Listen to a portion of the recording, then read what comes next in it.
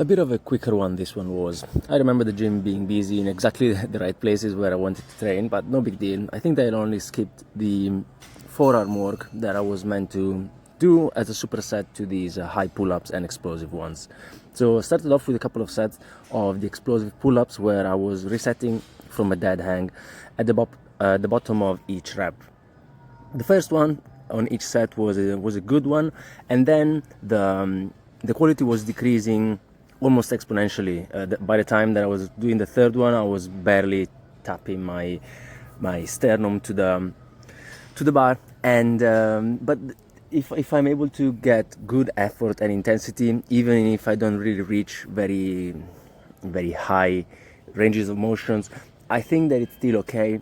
I am eliciting a good response. And what I was doing that in preparation for were these high pull-ups, let's call them. So there was a bit of momentum build up, so that I was swinging forward a little bit and kind of harnessing the kickback, so that I was able to get a bit higher and kind of riding the wave, if I can say that. This should allow me to train in a range of motion that I am not really able to reach just yet if I'm starting from a dead hang and just going explosively.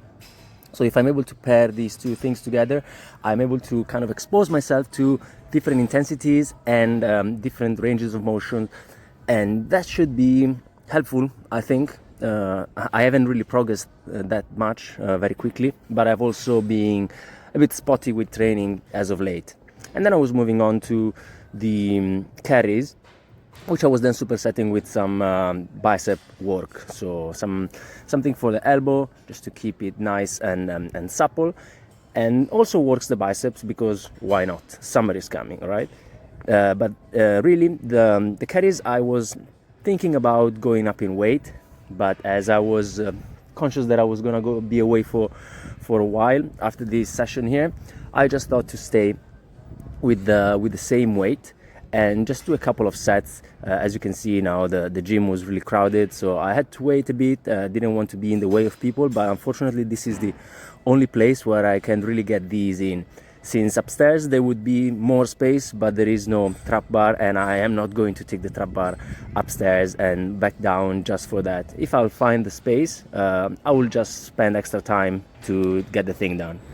And since I wasn't really short on time, I didn't mind taking the extra 20 seconds in between one way or the other on the carries. It's probably taking away a bit from the intensity of the exercise, but it isn't really a big deal.